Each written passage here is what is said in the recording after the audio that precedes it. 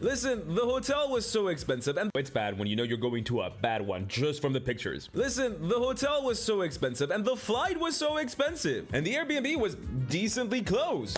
For European walking standards, I walk 25 miles minimum a week. It's fine. It was a mistake though. I can now accept that. It was a mistake. It was bad. The neighborhood wasn't great, and at cons you're often up late, like networking, and then you have to walk back home at night late. One of the windows was just broken. Like it didn't close. Oh boy, I'm laughing now. So it's freezing just all the time. Great. It also had like 7 smoke detectors per room, which I found ominous. I guess they really didn't want people to smoke. I'm sure that detail will not come back to haunt me in this story. I still haven't left a bad review because I feel bad. Like I said, I'm stupid. What if whatever vulture is renting that place to displace the locals needs it to live? I don't want the death of that vulture on my conscience. Anyway, I've stayed in worse places. I have certainly lived in worse places. I'll manage, but it certainly wasn't the best setup for a nice and relaxed ambience for a stressful convention. I just end up doing the same thing every time I'm in the apartment. I hole up in the bathroom and I run the hot shower the whole time to like warm the room. That sounds so bleak when I say it. It was fine. I clearly lived. Don't worry, y'all. We're gonna get through this. My friends are not in Philly yet. They come tomorrow. So I go out and I try to get a Diet Coke. But Joe the Trader doesn't have Diet Cokes. Traders working there will laugh at you when you ask them where is the Diet Coke. And they don't have White Claw either. What is the point of going to the US if I don't get to try all the fun White Claw flavors? Huh? So I find Chardonnay and I leave the trader's hideout, except I realize that the cashier, who they have them stand in America for like sadistic reasons, doesn't card me. I look down at the bottle in my hand. It says Chardonnay, but it isn't. I paid $9 for grape juice. I take this picture as proof of my never-ending grudge against Joe the Trader. Joe the Trader, you will never Joe the Trick me again. Defeated and boozeless, I go back to my chambers. The bathroom. Sometimes when I'm on a trip, something hits me. It's generally when I'm alone. I'm just extremely extroverted and I will turn into like a consumptive Victorian maiden if I haven't talked to someone in the last 5 minutes. It just hits me that I'm alone, thousands of miles away from home in a shitty and cold Airbnb, staring down the barrel of the biggest professional opportunity that has happened to me since I started this. Everyone believes in me, and yet I am completely untested. It would be so easy to let everyone down, and I can only think of one thing. One day before the game. Waking up on Friday felt impossibly strange. My schedule for PAX felt both impossible and also weirdly chill. Sure, tomorrow will be impossibly stressful, but especially compared to Gen Con when I'm at panels and signatures and meetings and dinners and whatever every single day, PAX is like weirdly silent, except for one day where like everything happens. This sounds better, but honestly, I'm the kind of monster that prefers being busy because when I'm not busy, I'm thinking, and that's very dangerous. I'm alone with my thoughts, and I don't like it because those thoughts are running. They are racing because there's still one thing I haven't told you. If it wasn't obvious, I am a guest star at this Daggerheart game, but I'm also a surprise guest. This means I cannot promote me being there, which means I can't be sure that my audience, you guys, the ones that are going to PAX, are gonna be there. This means that it's only the CR audience and like whoever is my audience and CR audience at the same time who are gonna be there. And I don't know how many people that is. I mean, CR is massive, so I'm guessing a bunch, but you know, who knows? I have this vision of like being announced and coming up on stage and like the audience being silent. And when I say vision, I mean nightmare. I understand like intellectually that like my videos get a ton of views in the space, like in the very tiny TTRPG space. And I understand that my Daggerheart video did good. Thank you for both, by the way. But it still feels like it's just me on my own, on my literal island. I don't get recognized here. Like it happens like what, once a month maybe? I just don't feel in any way that I'm famous. What if nobody cares that I'm there? What if our audiences don't intersect? It's very scary. And this thing I'm talking about is like problem number 7 T4. There's much bigger things to worry about. Chief amongst them, the game I'll be DMing. I haven't told you this yet, but it was really rough to put together. And I'm not talking about gameplay. I'm talking about administration. We asked to be placed on an earlier hour slot, like beginning of the afternoon. They said no. We asked for the game to be streamed, so like people that are not there could watch it. They said no. But right before I left, we learned that not only we would be playing from 7 p.m. to 9 p.m., but also that 2 other live games would be going on at that exact time. The first is the official Fallout game. Yes, that Fallout. Fallout as in the hugely popular video game. Bethany Esda, how could you do this to me? It was massive. Of course, it had Fallout behind it, but also it had an amazing star-studded cast. We learn of the second game later. It is Acquisitions Incorporated, the PAX game. Like, the guy that is PAX is there. And this year, they had guests. Whomst? One is Matthew Mercer, for example. And of course, yet another fantastic cast of like star-studded players. And those 2 games were not just happening at the same time as ours. Nay. Ours was starting 1 hour before them. Which means that like if those games were full, it wasn't like, oh, I wanted to see this one, but it's full, so I can go instead to the Legend Society. No, it means the people that would show up to our game, the Legend Society, had to commit because they weren't getting on the other ones. There are very inspiring stories of like overcoming all odds, and I wish all stories were like that. But I'm gonna rip the band-aid and say there's just no way that a game like ours, like the Legend Society, a game that has not existed prior as we envisioned it, Jenny and I, can compete against this. No. I love my players, I love our guests. Sephi, Persephone was coming, Whale from D&D Shorts was also coming. Love them both, but like the Legend Society is a completely brand new concept. We this was our maiden voyage. We can't compete against that. Like, yeah, we can't. And neither Ginny or I wanted to compete. We were just placed in that spot. And weirdly enough, we got like a massive theater to fill. Like they gave us one of the biggest ones. So that is running through my mind. Oh, and to be extremely clear, no one playing or DMing or GMing in these games had any fault in this. This was clearly an administration thing. Like no one that is like played in a Fallout game is like, let's put this one here. Like this is not the fault of like the players, the GMs, the like people running like the games themselves. This was just an organization issue where like 3 of the biggest games were happening on the exact same day at the exact same time. It was just like this massive wrench directly at our heads. But what can you do? I can tell you what, worry. That's what I'm doing. I'm worrying. Very close to having an anxiety attack, like right now. Our game, the Legend Society game, is free. Like we don't sell any tickets at PAX. So there is no way of knowing how many people are coming. What if no one comes? The Legend Society will not happen again. Like that, I can tell you that. We would have proven that we cannot fill that theater. At least not now. And of course, before that, the game that made me make this video. I don't think I need to explain why that is anxiety inducing. As I said, I will get to my relationship with CR in a minute, like really shortly, but no matter how much I worry, there's nothing that is gonna make it any better. My friends are finally here, so I go to meet them. And as always, they're nothing but kind, but also mean, which is exactly how I like my friends, so I'm happy. We have too much coffee, we eat Philly cheesesteaks, which is not a steak, it's a sandwich. False advertisement. We see Philly, we see Delphia. There are no young horses or dolphins anywhere. False advertisement again. No spreadable cheese either. We see the con, we see the pro. I have no footage of any of this because I'm a bad YouTuber. And while I was on the con floor, I got to meet a very important person. Remember that whole bit about me being so far away and because of that getting so few opportunities? Well, someone else gave me one and it was not a small one. And I wanted to meet them at PAX. Do you see this on screen right now? I drew this. This is a foreteller, a construct created to channel divinatory powers for the benefit of the most powerful people in the world. Except when these robots started to do so, like staring into the divinity of divination and seeing all possible futures, they developed sentience, like against the will of their creators. They were supposed to just be tools.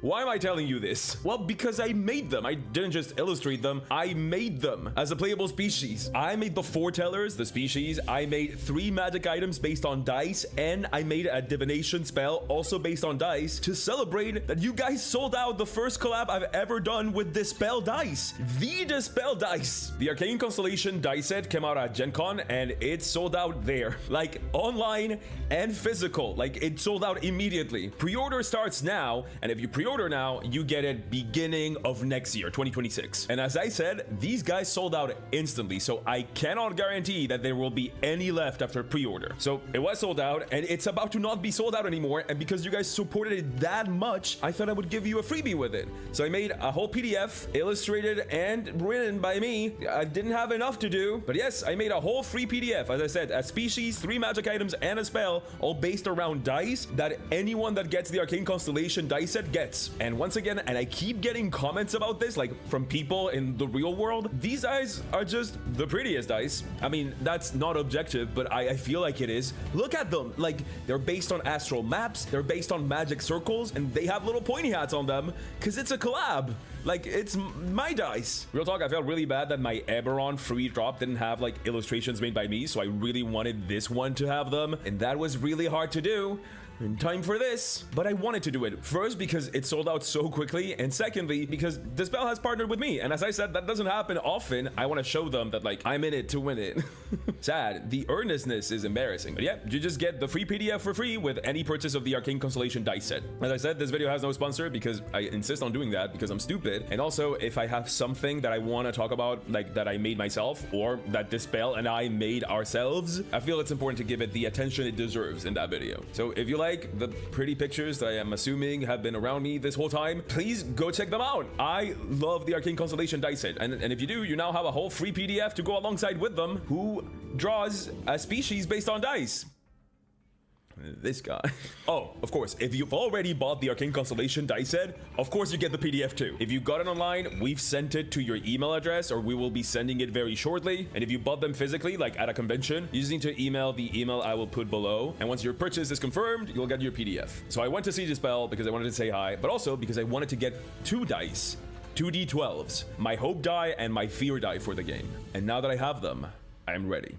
When it's about 8 p.m., I decide it's time for me to go back to my den. I just have to set up some stuff for the Legend Society game on my computer. I wanted like music and maps and visuals. Remember, I'm stupid. I start to work on it a bit, and then my computer runs out of battery. I haven't charged it since the plane, so I go to plug it in. And it won't fit. The charger doesn't fit in my America to Europe adapter. It fits my phone charger, but it doesn't fit my computer charger for some reason. Everything for the game I'm DMing is there. All my notes, all my visuals, all the music, the sponsor for the live game, all of it is on my computer, and it's dead. At 8 p.m. I immediately do the sensible thing one does in these situations. Cry to my friends. Jenny, who knows I've been running at like a general anxiety level that could power up a small family of 35, calms me down, while Will, D&D Shorts, who is also playing in the Legend Society game, he lends me his computer. He saves me. I then start a several hour-long process of logging into my email, finding old links, downloading the programs that I need on Airbnb Wi-Fi, going through Discord messages to How about just getting an adapter somewhere?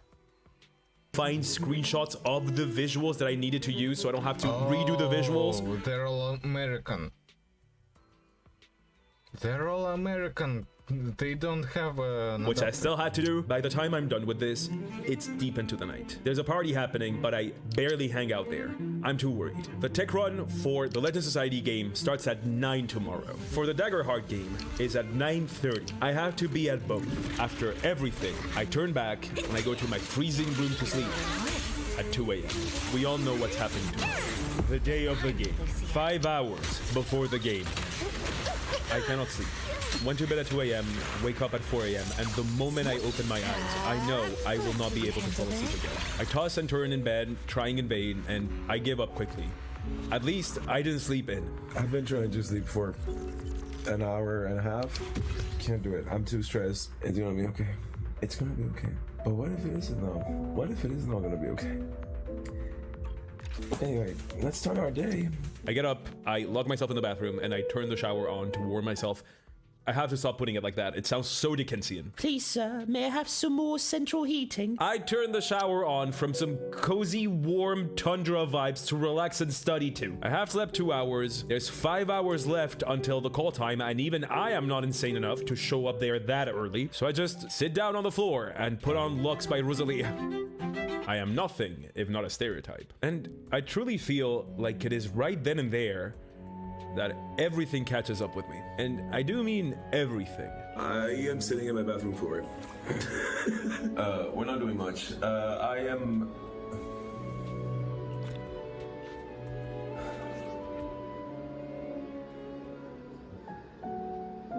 doing great.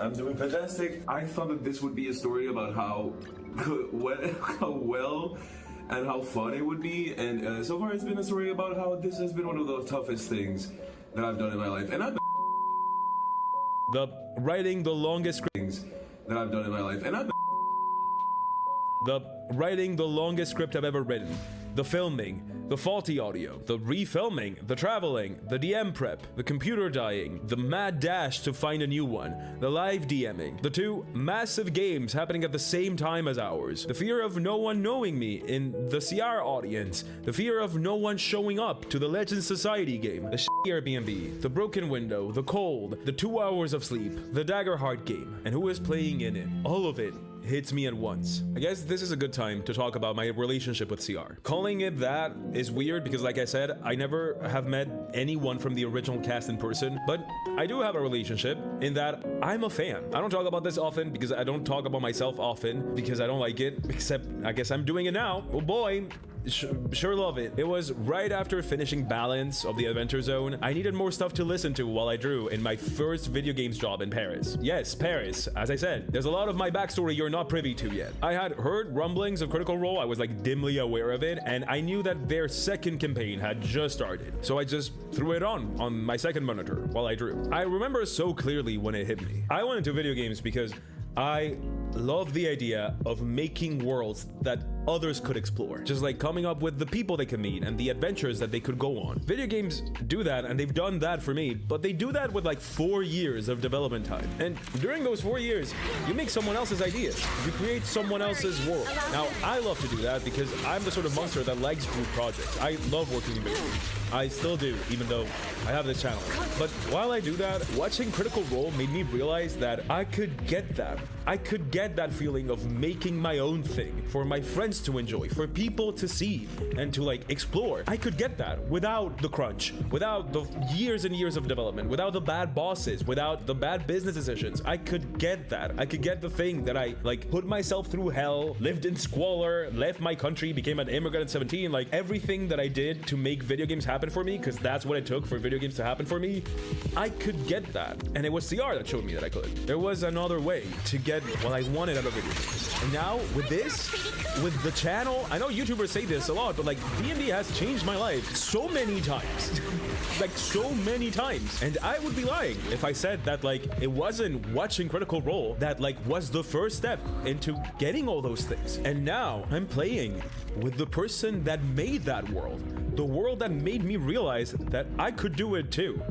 I'm playing with him. Someone that I have taken so many cues for my own DMing style, like developing my own take on it, like world building, NPC creation, adventure making. All of those were like extremely influenced by this person. As cringy as it sounds, and from like a non-professional, completely emotional standpoint, I can think of very few people I want to impress more than Matthew Mercer, or at least for him to like me just a little bit. So that's the missing context. That's where I was at when I was told that I would be playing in this game, and with the people that I would be playing with. And in that bathroom in Philly, that's when it hit me, and I broke down. A good old cry. Can't a boy have a good old cry? Real talk, I wish I was more of a crier. People talk about crying like there's this huge release. Don't make it weird. And huge release is like exactly what I needed at that point. Don't make it weird. I'm not sure if I've had a panic attack before, and my brain is really good at like forgetting bad things, so I can get myself to do those bad things again. Life hack. I'm generally an anxious person. It just generally feels like it's like at a simmering level at all times. Boy, was it boiling now. I'm having trouble breathing. I can't concentrate on anything but surviving. Like, it's stupid. I know it's stupid, but it felt like I was in danger. Like, that's what my brain believed. Danger of death. Like truly, this feels so stupid to say out loud. I realize it's crazy. I'm being vulnerable. Don't make fun of me. Please comment on my bravery and relatability on the comments below. I know.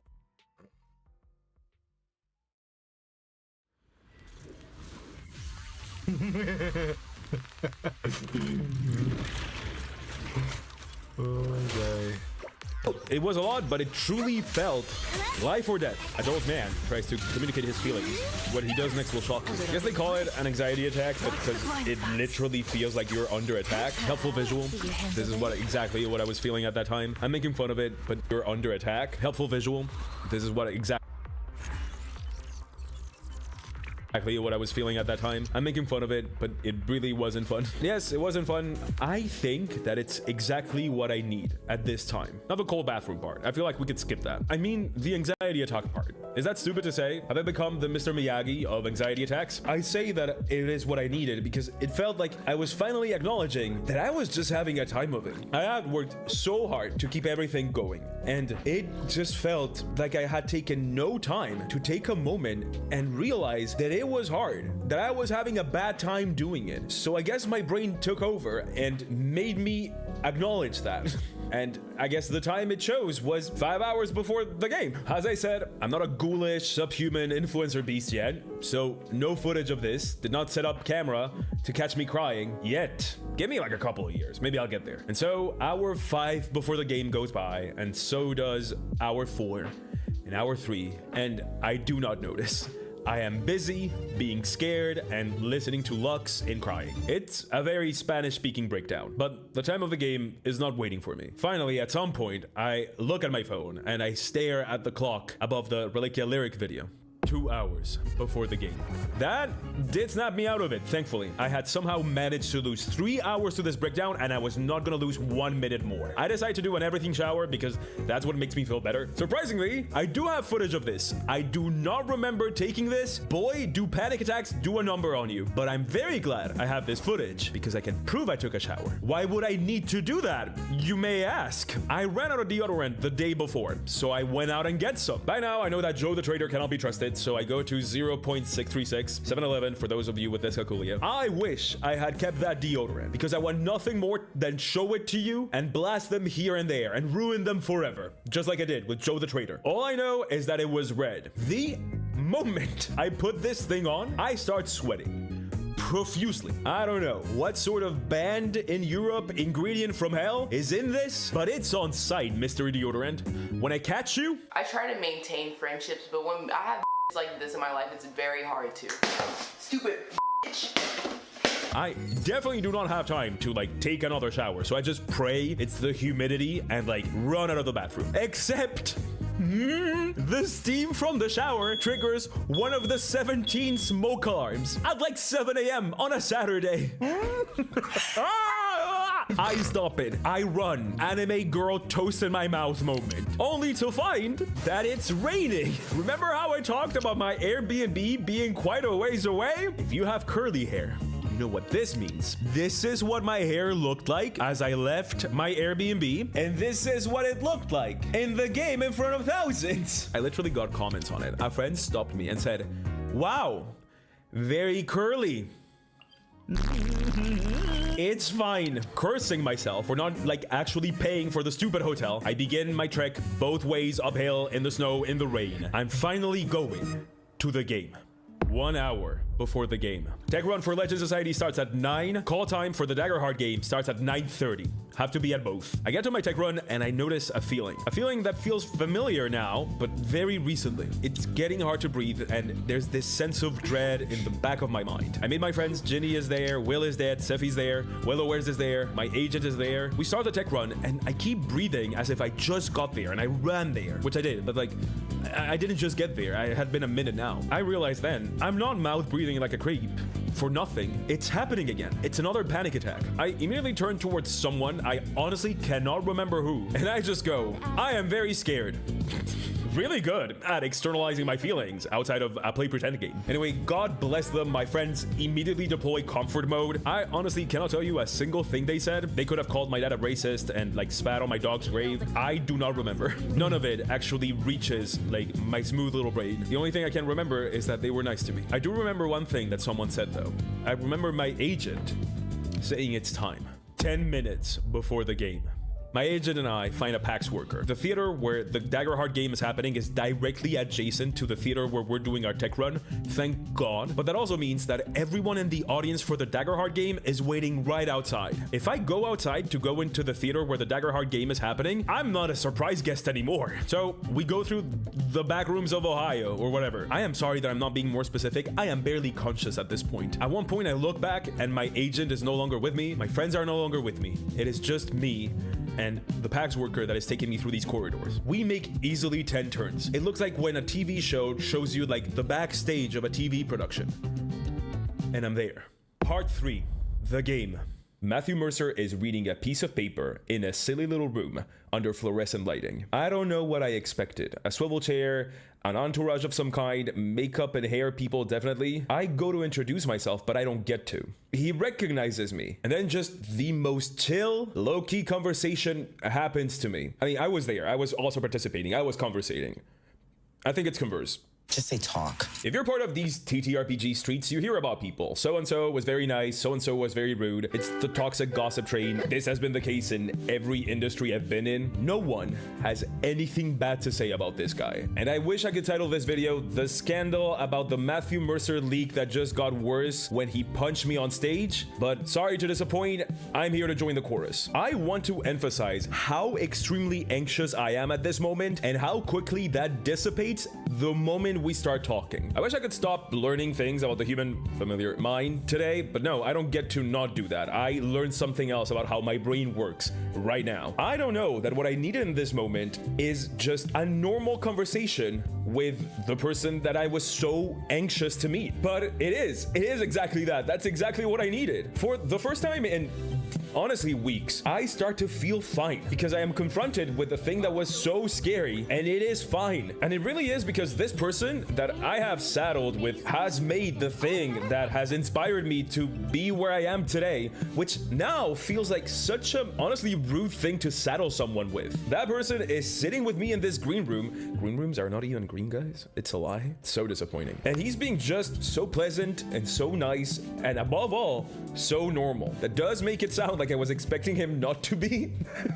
I wasn't. To be clear, I don't even think I ever sat down to think, what would Matthew Mercer be like? He complimented my jacket. He says that he watches my content. Of course, I immediately challenged this because I was raised in a barn, and also my immediate reaction to fear is apparently jokes, and also because there's no earthly way that he watches this. All of you are just part of my delusion, and I have been in a coma for the last few years, right next to Ash Ketchum and Angelica from the Rugrats. And you. But no, he doubles down, so I guess I believe him. At one point, humiliation ritual time. At one point, the alarm that I had set up, just in case I forget, the most important game of my career, goes off, and I hadn't realized that the sound I set for that alarm was a Money Machine by 100 Gex. So now Matthew Mercer knows that that's the sort of thing that I listen to. Are you not embarrassed? This is really embarrassing. I don't want to think about that too long. But as we talk, I literally start to feel lighter, and my breath catches up with me, and it just becomes a conversation with someone that I like. Like in, not like the parasocial way of liking someone from afar, but like as in just a person that I enjoy talking with. And it feels human, and it feels normal, and it was great. It's exactly what I needed. I do let him know that I am scared as this, probably using that language. And of course, he's nothing but kind about it. If I remember correctly, he says that it doesn't show, and this is when I reveal one of the aces of my sleeve. I have been on stage before, not that one, but I have been on stage before, semi-professionally. That's right. Act shocked. I was a theater kid once. After high school too. So I'm quite good at pretending I'm not scared this when I try. Although I don't have to try now. I am not scared anymore. This was a very healing conversation. And I really hope it doesn't sound parasocial and gross, but it is because I had this very normal and very centering conversation with Matthew where it probably lasted 3 minutes, but it was a completely normal exchange that kind of humanized him for me. Is that insane to say? I knew he was a human, and he didn't have to do that. I certainly wouldn't have resented him for that. I wasn't expecting Matthew Mercer to calm me down through my stupid anxiety, but he did, and I really appreciate that. I think that was really nice. Okay, enough emotional vulnerability. Enough. I don't like it anymore. Back to jokes now. Caca. I don't like it. Caca. No, caca. Before long, the other surprise guest arrives, and it's Lexi. I know Lexi, also known as Black Girl Mage. We met at Gen Con this same year, and the vibes were immediately perfect. I was so glad to see that she was the other guest. It just feels amazing to know that there's someone at that table that I've talked a little bit more with. I don't want to speak for Lexi, but I feel, maybe I was just projecting, very likely, but I feel like we were both kind of scared this a little bit. I remember so clearly at one point it was just the two of us, and I turned towards Lexi and I say hey, how many times have you played live on stage? And Lexi goes, 5. You? And I just go, 1. And there's this beautiful moment of understanding in these Ohio backrooms corridor that we were at, where we both know we're baby. bonded by baby solidarity. Matthew, Lexi, and I hang out backstage. I crack some jokes because apparently that's my response to any stimulus ever. And Matthew laughed at my jokes. I am literally dancing. I told you, he's being very kind. This does make me believe him less about the whole watching the channel though. If he's so duplicitous as to laugh at my stupid jokes, what else is he lying about? At one point, Elise, Spencer, and Rowan, the minds behind Daggerheart, appear. I have known them before. They're nothing but kind every time, and they're kind now. And it's at this moment that Rowan hands Lexi and I a choice between two character sheets. The choices are Assassin and Witch. I realize right then and there, backstage, that I've prepped everything wrong. I have played neither of these classes. If you don't remember, the point of this game is that Darrington Press is releasing their first expansion to Daggerheart. Daggerheart, Fear and Hope. Las Vegas. This thing adds like more than 100 enemies. It adds new campaign frames. Watch my Daggerheart video if you don't know what that is. I don't know. It adds a ton of stuff. Once again, this wasn't sponsored by them, so I don't have like an ad copy to check. I never said I was good at my job. Anyway, among the many things that Hope and Fear adds to the Daggerheart experience, it adds 4 new classes: the Warlock, the Brawler, the Assassin, and Madame Morrible MM Flip It Around. This is how you can tell that this is not sponsored. Holy shit. Oh, Matthew Mercer MM Flip It Around Wicked Witch. Has anyone noticed this? Has he noticed this? If I had MM initials, you would not be able to escape it. I would be the same joke every video. Anyway, it also adds witches. I like witches a normal amount. Hag Gang represent. By the way, if you're like, oh, something is missing from the set, yes, I ate it. Hollywood.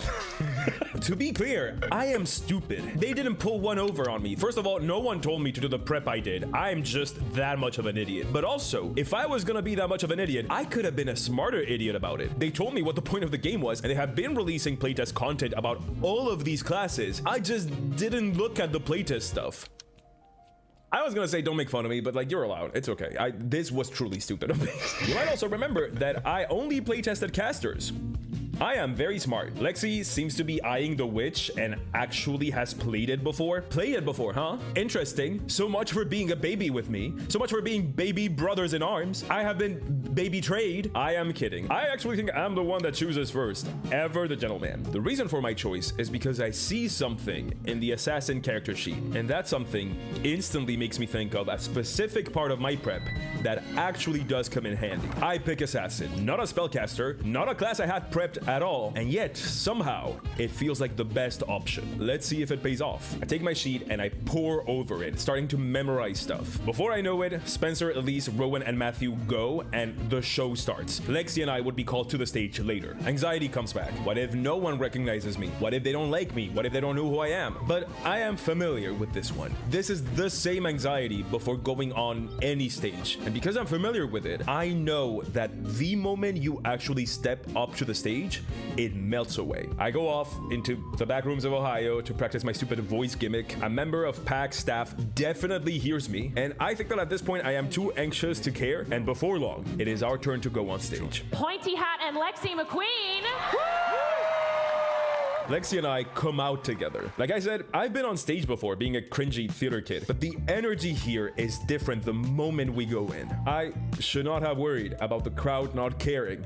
If they didn't, it just didn't show. I guess that critters are just that nice. Either that or they were there for Lexi. In any case, I am very grateful. We join the others and we start the game. Now, I've kept my archetype, my gimmick, and just generally the character I'm playing pretty hush-hush for this whole video. And now it's time to change that. I chose the assassin character sheet because it perfectly aligns with one of the archetypes I had already prepared. Mad Scientist. He was described to me as a nerd. He had the Poisoner's Guild subclass, which is also a thing from Just Hope and Fear, and he had like a negative presence score. It was perfect. I am going to play teen comedy Invader Zim Assassin on stage in front of thousands. But what about my gimmick? That is another ace up my sleeve I haven't told you about. I have hinted at it. I have done voice acting before. Dun dun dun! The boring kind though. Don't get too excited. I like languages. I think I'm just a good parrot, and all of my voice acting gigs were voicing those CDs that came in with like language learning books that is just like listen and repeat in different languages. That was my voice acting career, but that got me through college, so don't knock it. So yeah, listen and repeat got me here. Told you, good parrot. That means that I can do a pretty faithful accent of like the languages I speak, including French. Merci beaucoup. Which is generally seen as a harder accent to nail down, especially for Americans and just English speakers in general. It's just languages that don't really get along. I said I was gonna choose a voice-based gimmick to impress voice actors, so you now know where this is going. My name is Ruby Shadow, and definitely not Rupert Charlotte. I am playing teen comedy French Invader Zim Assassin in front of thousands on stage. So, how did it go? You can call me nerd all you want. I haven't peaked yet. How far away did you shoot this thing from? So close to Evan. No, it's so close to Tucker, actually. A beautiful pale white woman with dark eyeshadow that stretches across the brow. And she's got like a couple cool people that just kind of hang out with her. Does she have like dark tears? Oh, yeah, absolutely. I would say it went pretty good. Felicidades. I have been waiting for that bit since I started recording. But there's always stuff to improve. Part 4, analysis. You really think I'm not type A enough to not make a postmortem about a very short one-shot? You don't know me well enough. So, let's of course start with the bad. You're about to see what years of we did not bring you into this world to be mediocre and we do not care what grades the other kids got, we care about what grades you got does to a motherfucker. What do you mean, am I fine? Why do you ask? I would say that my biggest misses in this game is that despite hitting the balls that were like thrown directly at me, as in balls as prompts, like what do you do, Antonio, when you do this? There were like some general balls that were not thrown at anyone in particular that I could have gone for, and yet I didn't. And I didn't do this because I was too anxious to do it. It was about a thing that I realized live on stage was stopping me from like completely engaging with the game. I wouldn't say I'm a massive people pleaser, but I am not a people pleaser. I'm not insufferable enough to call myself an empath, but you know, I am a Virgo sun. I'm mindful of others' feelings, I would like to think. And this kinda goes up against what I decided to play. My favorite characters in fiction are generally meanies. I would say that's the scientific term for them. Not necessarily villains, although it can be, but just mean. Your Cerseis, your Team Rockets, your Squidwards, your Vivians, your Emma Frosts. And so I often feel drawn to play bristly characters. Just brutish characters, the ones that take a minute to get to the heart of gold part. Maybe the ones that are like funny in sort of a mean way. So while that is not a problem at all when I'm playing with friends, I learned that on stage in front of thousands with people that range between we are friendly to I met you 20 minutes ago, I do have a little bit of a problem being mean to them. When I learned that my guy was a nerd, I wanted to play the sort of nerd that is like deeply jealous and like deeply self-conscious about his inability to like be popular, make friends, like climb the social hierarchy. And so he masks this insecurity by talking about how much smarter he is than everybody else in a very mean way. And while this idea for characterization was there's something so beautiful about the knowledge that both of them one day will die and not have each other anymore. My potion keeps puttering away. Really hard to maintain the somber tone in that. And like, it cannot come soon enough. It wasn't nearly present enough. And it did stop me from going for those like general prompts that anyone could have answered. Paradoxically, I think I will probably continue to play meanies so I can get over this like mental block. But that's just me. I can't just not do something. I have to like hurt myself trying until I am able to do something perfect. It is all very healthy. Okay, I would say that that was my biggest blunder here. There's nothing more boring than hearing someone going through like self-flagellation and now you have to like be like, no, you did great. So let's move on from that. I guess now we can talk about what I did good or whatever. I think I was funny. I wasn't like outrageously funny, but I was decently funny. Most of my jokes were out of character and I got like extremely fixated on the word pauldrons. But a joke is a joke. People laughed and Matthew laughed. Listen, I'm gonna be very honest. This was a fantastic opportunity and I'm very grateful specifically to you guys for for like making the channel successful enough so that like I was invited to do this, but from an extremely silly and not at all professional standpoint, I was just hoping the guy would like me and thought that I was funny. It's my inner clown. I feed off of it. And I was also really hoping that the audience will laugh. That is kind of like what I go hoping for anytime I do anything on stage. I just was born to clown. Other than that, I think that my gimmick really worked. I think that the accent was a good choice. I was very careful. I literally have not like listened back to it. I can't. But I was very careful to temper the accent enough so that it was still intelligible, because French can get insane. It can get really, really hard for like English speakers to understand a French accent, especially a strong French accent, which I was going for. So one of the things I did is I omitted the part of the French accent that makes you like completely remove aspirated H's. An aspirated H is a trademark of English. You say it in the word have, has, Halloween. That H has a sound. In French, it just doesn't. So the sentence, I have had a hole in my head since Halloween, a person with a really strong French accent will say, I have had a hole in my head since Halloween. And truly, that's what it sounds like. Really smart of me, considering I am playing like a live game in French in France next year. Oops. Salut, salut les francophones. Ne soyez pas fâchés.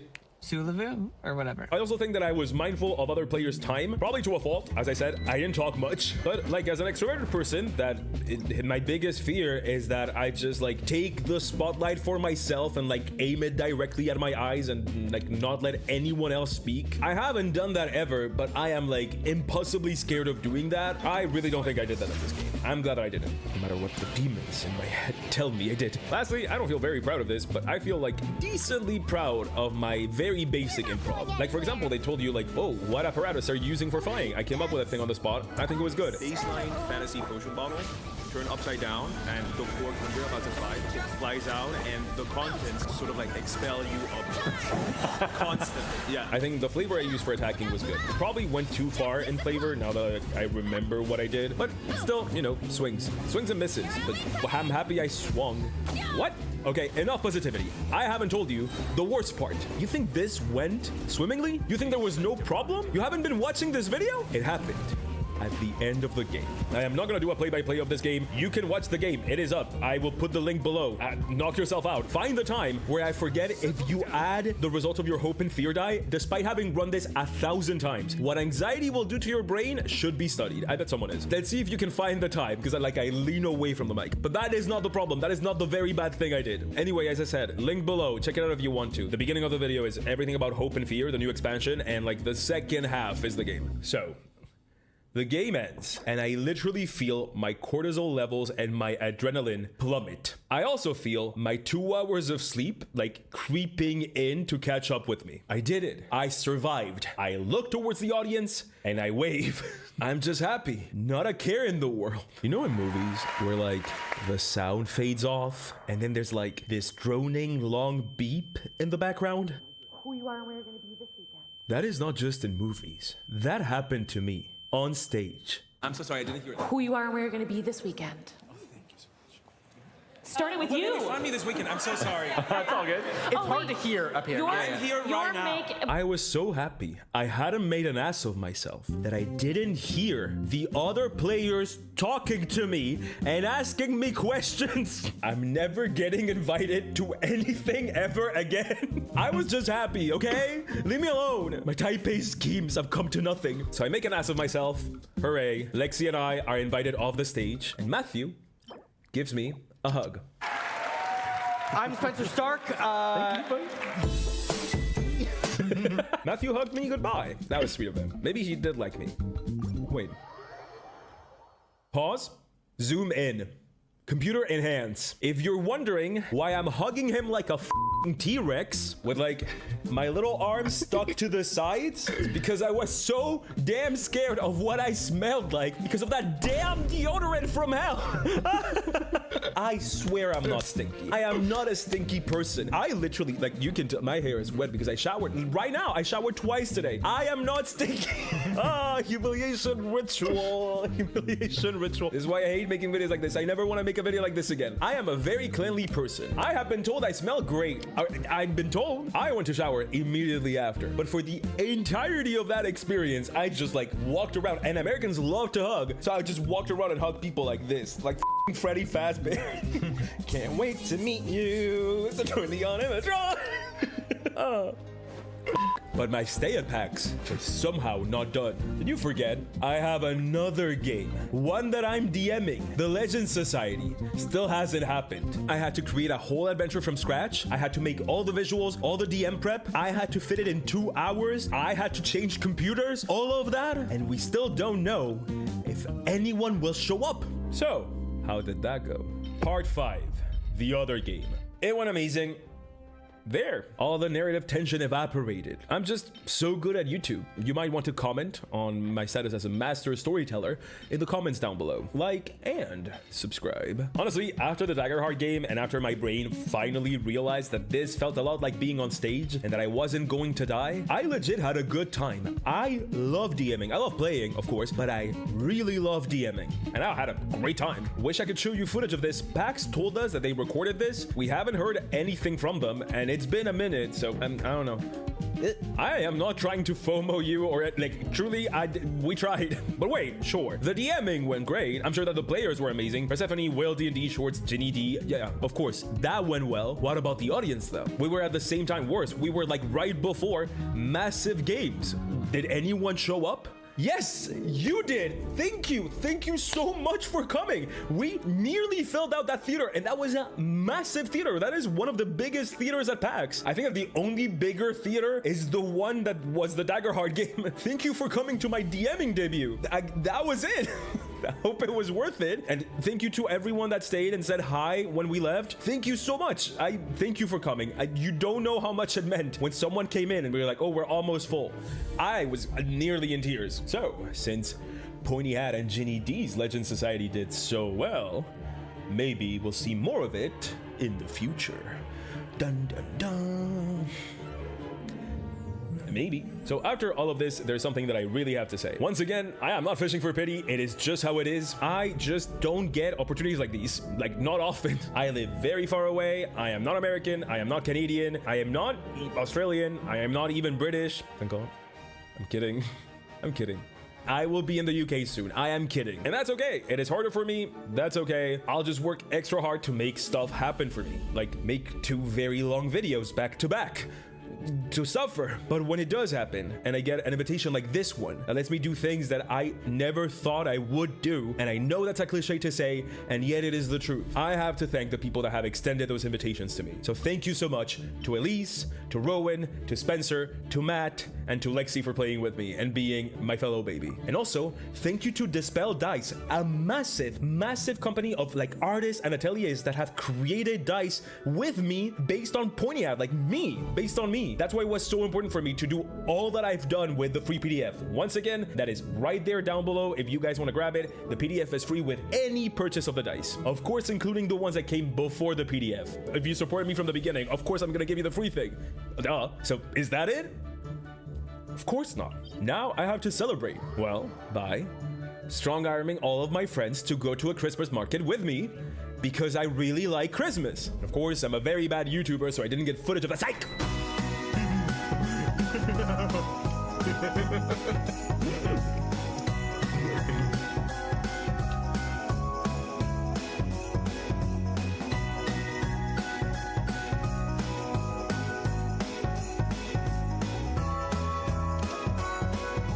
Now, go back to Eberron. Pass me. The Eberron video is out right now. 1 hour and 40. Baron is really nice.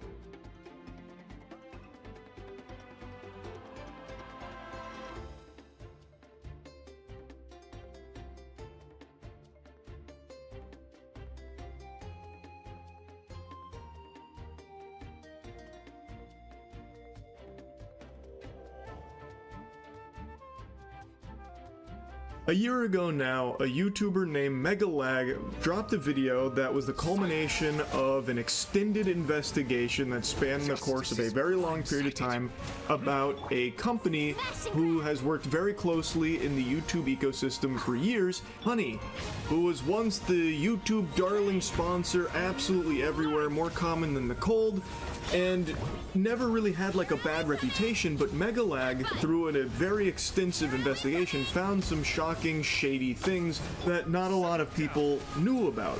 And I don't want to just regurgitate everything from that video. I'm sure you probably have already seen it because it was such a huge deal. Even outside of just the YouTube space, it was a really big thing. Because this is a multi-billion-dollar company that was engaging in some really underhanded tactics that really tiptoe on the line for what is and is not legal, many would argue, which is why they've been faced with so many civil lawsuits since.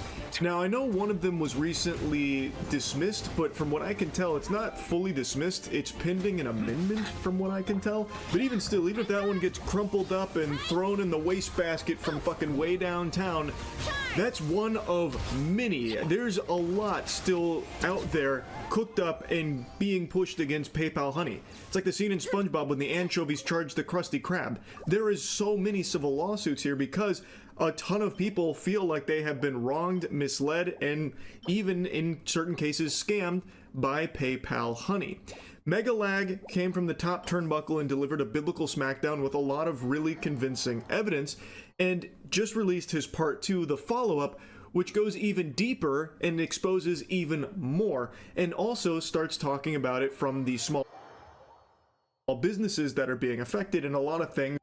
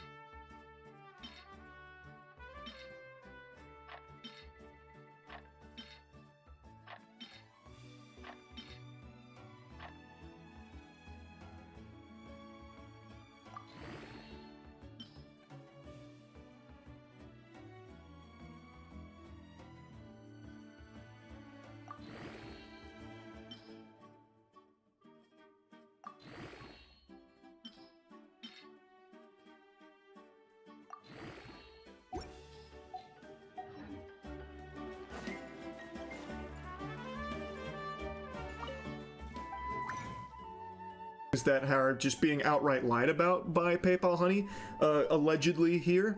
It's fascinating, and PayPal Honey has cease and desisted Megalag, claiming a bit of horseradish, I would say, trying to silence him, because these are really damning things. The evidence is very, very strong. I highly recommend you check out the entire video from Megalag here. Of course, I'll link it in the description. I'm only going to cover a small portion of this because I really think you need to watch the entire thing. I think you need to see how the sausage is made here, but I will cover a couple of core components. But just as a little refresher, if you don't remember some of the things PayPal Honey is accused of, one of the big things outside of, like, obviously consumers not exactly getting what they thought they were out of Honey is the affiliate poaching. So creators that worked with Honey that would have their own special deals to promote to their audience, the audience would then use those codes on the website, but Honey had some protocol that would occasionally perhaps poach that sale and take the commission that was supposed to go to the creator, and they would take the lion's share. There were a lot of cases that Megalag was able to point to, and even in his follow-up video shows even stronger evidence for, of how this actually functions, where it seems to be a core component of Honey itself, where it will overwrite your cookie, it will inject itself, and it is looking to make that commission in a lot of cases. It's very scummy shit. And I know after the first video he dropped, a lot of people's response was, who gives a fuck? The creators can suck my dick, and my heart doesn't break for these businesses. They can go eat dirt. Okay, That's your prerogative. I'm not your fucking dad. I'm not gonna come in there with the belt and make you change your mind or whatever. That's fine. But in this second part of the video, you can hear from a business how that actually fucks you as a consumer. A few hours ago, PayPal's lawyer sent me a cease and desist letter and requested Patreon take down my video under a copyright infringement claim. I consider this a direct attack against my fundamental rights as an independent journalist. PayPal has specifically taken issue with the fact that an anonymous source discovered Honey had left their source code exposed within their iOS app, which, if you know where to look, is publicly accessible. This anonymous source found the code and sent it to me. I reviewed the code for security research purposes, which is a protected act, and I only published relevant sections of the code that Come on, give him crit. Yay, 7.8. Yay!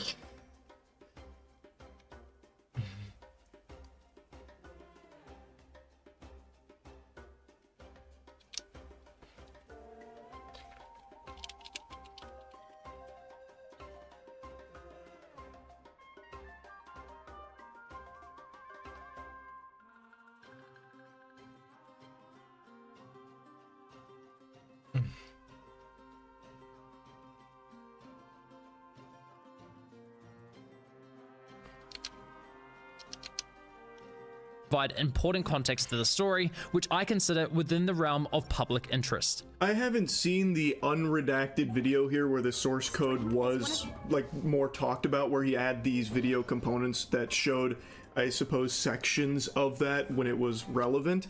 But it seems like it was more so a convenient excuse for PayPal to get the video taken down from his Patreon, and in order to get around that for the YouTube video, he just took the entire section out. Again, I haven't seen with my own peepers here what it looked like in all its glory with the full makeup on, where, you know, the source code section was intact.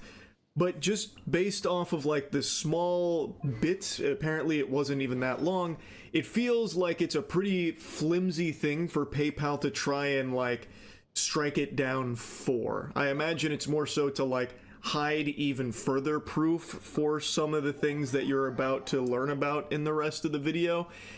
I never like when companies do something like this. Of course, there is like copyright protections, and in certain cases it makes sense to do so. I can't really see a strong justification for their action here on the cease and desist. It doesn't really pass the smell test for me here, especially considering it seems like he was very reserved with what was displayed from the source code based on how he speaks about it. But again, I can't say for 100% certain. I just find it hard to believe that PayPal Honey was acting in good faith with the cease and desist. That seems like they're trying to hush him up a bit. Why? Well, you see, besides lying to consumers and stealing from influencers, Honey was also causing serious harm to small businesses. So much so that I believe brands have likely suffered millions of dollars in damages. But that's not all. In this video, you're also going to learn how Honey was collecting and sharing your data, and how they, in my opinion, illegally targeted minors through influencers such as MrBeast. Strong accusations, I know, but I have the receipts. And the receipts are pretty convincing. So those are like the main components of this new video. This is an hour-long video almost. It goes deep here. This shit is deeper than my pussy. It is a very thorough look at all of it. And I know after the first video, people had a lot of questions, and I feel like here he sheds even more light on it through an even deeper analysis of Honey itself and the way in which it functions. It's not just him working alone. He had people help him with like getting a lot of the data so it can be viewed more easily and more accessible, so that way he doesn't have to make any like leaping conclusions or anything. He doesn't have to just like start trying to fill in the blanks off of, you know, just fucking hunch, like intuition. He's able to look at these things much closer in order to draw much stronger you know, analysis from it. It really is quite the deep dive, and like I said, I don't want to like show just a ton of his video. I would really like you to go watch it yourself, because I think it is eye-opening stuff. I want to focus on just a couple of things here that I know a lot of people debated after the first video about like, well, why should anyone that's not a creator or a fucking business owner care? Who gives a shit? Call the wambulance. I think that one of the business owners that Megalag had in this video giving his piece explains why this is a big deal, why it is bad for not only the small businesses that are not consenting to working with Honey, that are kind of just being forced to without even their knowledge sometimes, why it is bad for them with receipts and email exchange with PayPal Honey directly, why it has been a nightmare for them, and why it is also bad for you. You also get the business end of this penis. Even if you're not a Honey user, if you're watching and be like, well, I don't care, I don't use Honey anyway, well, it still affects you. And it's a very simple reason how and why. In fact, Made in Cookware CEO Chip perfectly summed up the devastating impact Honey's actions can have on a small business. When you're in the early stages of building a business, you're in the stage of, will this company even work? Is there product market fit? How do I scale this thing? Can the economics work, right? And so all the things we talked about, these discount codes and the kind of removal of attribution and killing margin, like those really affect the early stages of a company, from everything from where do I put the next dollar in to make sure I can survive, down to you're taking 10, 15, 20% of my sales without me wanting it. And we have digital marketing costs, we have shipping costs, we have all these stacks of costs that not only are getting more inflated over time, like FedEx has been raising their rates over time, warehousing costs have gone up, COGS have gone up, as you know, through inflation for the last 4 or 5 years, right? Like all the cost structures have been going up, and to have someone just stealing or compressing the actual revenue you want, like puts small businesses in a real squeeze. It's just really disappointing, and it doesn't even work, because at the end of the day, like, you need to make the numbers work. And if Honey is going to steal 10% of your revenue all the time, you're going to have to raise prices at the end of the day to make up for that, right? And so it's not only not effective, but it makes it worse for the consumer. It compresses for the small business owner any margin, and it's just like a really awful business model. Like, we've been so mad at them. That is a great explanation from him. I think that's very valuable insight that paints the whole picture clearly. Even if you're in a fucking Xanax-induced fugue state right now listening to this, I feel like you'd hear that and understand what makes this so bad for everybody. Businesses, consumers, and obviously like the affiliate partners, like the creators. One other thing that was mentioned, but I didn't put it here in this space, is how brands, like, when they find out about Honey poaching the affiliate commissions, it makes it hard for them to know where to attribute commissions. So what'll happen is this confusion where they don't know where a commission goes. So like, let's say they're working with a podcaster or a YouTuber or something, and things get really muddy. It makes it hard for them to know where they're supposed to put that money in the first place. So what ends up happening is they end up pulling out of that market entirely. So now they're not working with your favorite content creator anymore. So they're getting shafted, and they also potentially overspend on the compensation because of how confusing it gets. There was another example given how like a business had spent over $100,000 on like potentially like misattributed commissions from the affiliate marketing as a result of this kind of shit. Like, it gets to be a lot. So then they pull out of that market as well.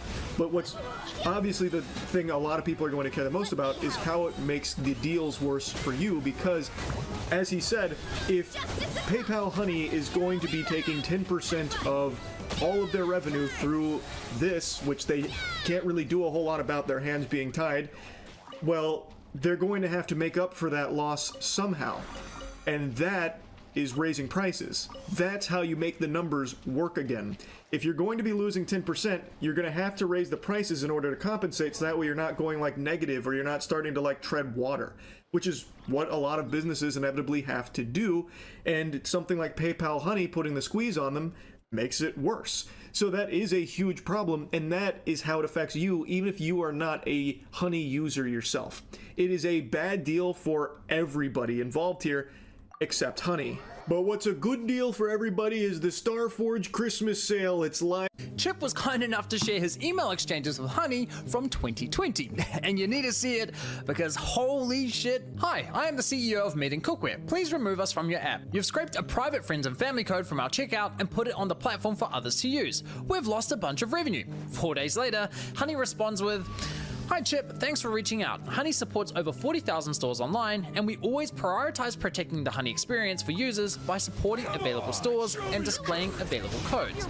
We can absolutely remove the code in question. In order to protect the Honey experience for our users, we typically do not remove codes unless we have a working relationship." I mean, right off the bat, they're basically saying, we won't compromise the experience for our users unless you pay us. Classy. We'd love to discuss how we can work more closely and partner with your brand. Chip replies the same day, we don't offer affiliate deals to coupon sites. We'd like to be removed from your site and extension completely. The email showcased just how difficult it is to just be removed from Honey. He is putting in plain English, hey, we're losing revenue because of you guys. Please just take us off of this shit. I'm begging. It's like a fucking telemarketer that's refusing to take you off the call sheet. It's brutal. He reaches out to them because Honey had scraped a private code, which is something that earlier in the video, Megalag shows very strong evidence as like a thing that happens. Not super unusual with Honey, which is a code that they didn't want to be public. It shouldn't have been public. A lot of businesses have these kind of private codes for like employees or friends and families, or in some cases, as was mentioned earlier in this video, like veterans or something. And Honey will sometimes get these codes and make them public so people can use them, which really fucks the businesses because those weren't supposed to be public. They were supposed to be for a specific person or a specific purpose. So the CEO we just heard from, this is his exchange with them, reaching out like, hey, this happened to us, we're losing revenue, get rid of this, and please take us off of Honey entirely, we don't want to work with you. And whatever zombie he's talking to over there at Honey is just not letting that shit fly. They're playing hardball, trying their best to keep them shackled to Honey, even though they didn't want Honey to be there in the first place. They were uninvited to this hootenanny, yet now they don't have a choice. His leak code was added through Honey's user-generated coupon functionality. No surprises there. She completely ignores his request to be removed from the platform, only offering to remove the leaked employee discount. Chip replies the same day, our friends and family code was listed on your site. That was an internal code meant for a small group of people that was never published anywhere. A whole site can't be removed from your app? Honey only responds a week later, confirming they removed the employee discount, but again, completely ignores Chip's request to be removed from Honey. Chip responds immediately, pushing for an answer, but they ignore his email completely. A month later, and Honey leaks another private discount code. Hi, please remove from your app. That is a private code behind a private employee perk login. This should never be public. I don't understand how you feel taking a private employee perk and making that public to the world is helping our business. Honey responds confirming they removed the code, but instead of taking responsibility, they try shifting the blame onto Chip, suggesting his employees might be responsible for sharing the code with Honey.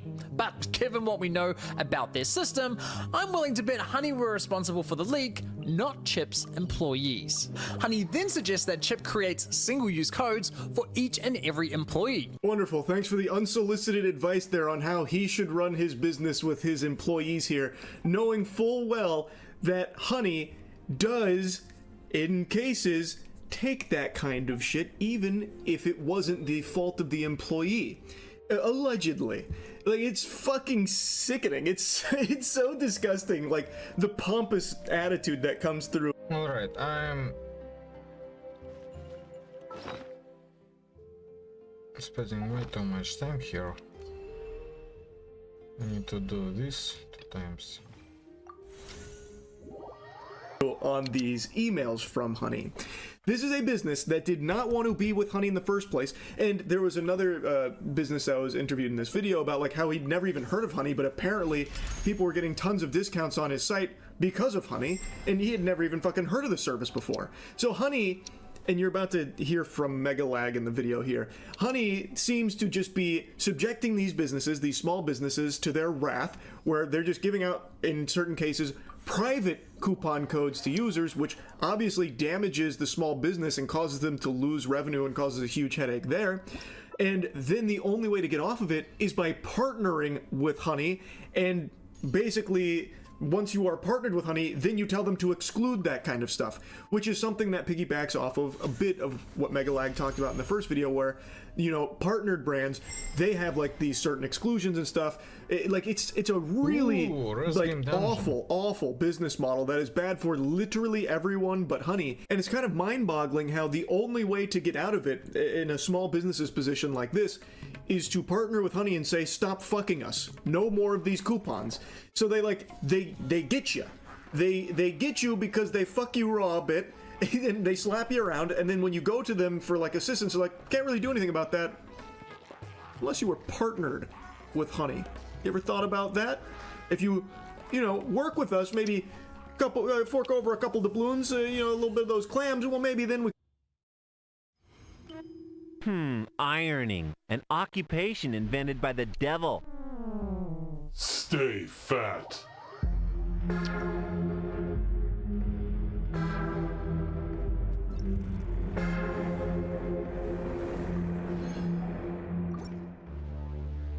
Ho ho ho! Welcome to the game dungeon. Are you ready to be normal? Yeah, me neither, but we'll give it a try for Normality, a 3D point-and-click adventure game. This is one that's always intrigued me. I mean, look at the cover. Because no one should have a thought of their own. Yeah, I'm in.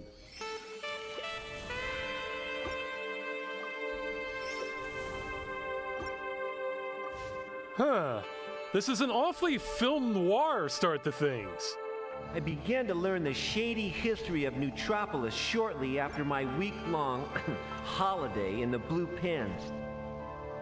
Most events happened before my time, but I was soon to get swept up in the events which had transformed this radical, free-thinking utopia into the polluted pit of boredom it is today.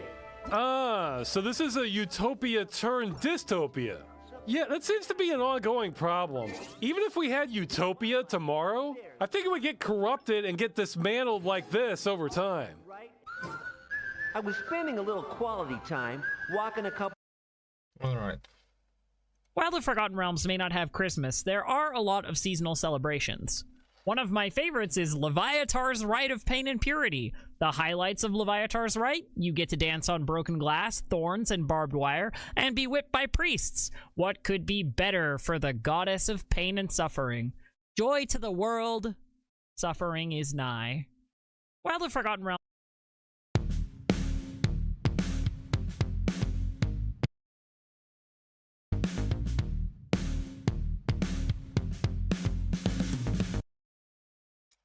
Alright.